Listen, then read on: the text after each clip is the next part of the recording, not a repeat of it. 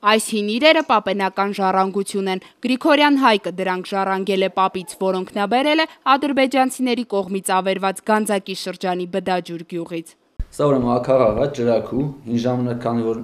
1578 թվականի սարքած, քանի որ այն ժամանակ լույս լամպ չի եղել, նմանատիպ ջրակուներ ա եղել, ձեթը լցնում են մեջը, ֆիթիլ, այսինքն թել հատուկ հաստ գործած թել մտցրել են մեջը ու որպես լուսատու էլ, այսինքն մոմի տեղ,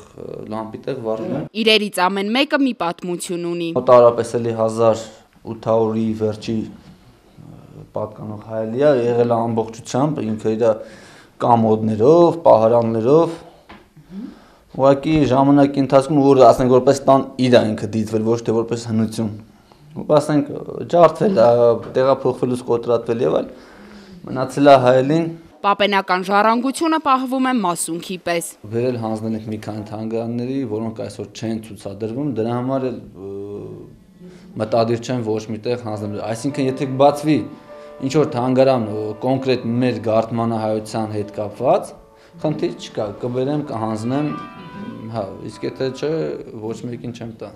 Սա միակ ընտանիքը չէ, որը պահում է պապերից մնացած իրերը։ Գարդմանահայության պատմությունը ներկայացնող թանգարան ստեղծելու գաղափարը խորհրդային Ադրբեջանից գաղթածների մոտ ծագել է դեռևս նախորդ տարվանից։ Փախստականների համագումարի նախագահության առաջարկը պատկան մարմիններին այնքան էլ չի ոգևորել։ Տպավորություն կա, որ ֆուտբոլային դաշտ է նորից առաջացել, որտեվ վարչապետը նախկին ասեց այո, դա պետք է լինի, տեղափոխվեց դա մշակույթի նախարարություն հանձնարարություն է տվել Հայաստանի պատմության թանգարան եւ այս ցիկլը չի ընդհատում, չենք հասկանում որ մասն է, որ հատկապես պատասխանատու է, ասենք թանգարանի ձևավորմանը։ Մշակույթի նախարարությունում հավաստիացնում են, թե խնդիրը իրենց ուշադրության կենտրոնում է, սակայն մինչ նման թանգարան հիմնելը պետք է լինեն մի շարք նախադրյալներ։ Թանգարան ստեղծելու համար նախ եւ առաջ հարկավոր է ամփոփ պատկերացում ունենալ դաշտի վերաբերյալ եւ ունենալ հայեցակարգ։ Ինչը առաջարկվի միջայլոց հայեցակարգ ներկայացնելու առաջարկ եղել է հենց կազմակերպության նախաձեռնող խմբին, որ ներկայացնեն հայեցակարգ, մենք հայեցակարգ չենք ստացել։ Իշխանությունները անտարբեր են եւ իրենք շատ տարօրինակ իմիտացիոն գործողություններով են զբաղվել, դա արդեն մեզ վիրավորական է, որտեղ տպավորություն կա, որ մենք անվերջ պետք է իրենց դուռը ծեծենք, որ իրենք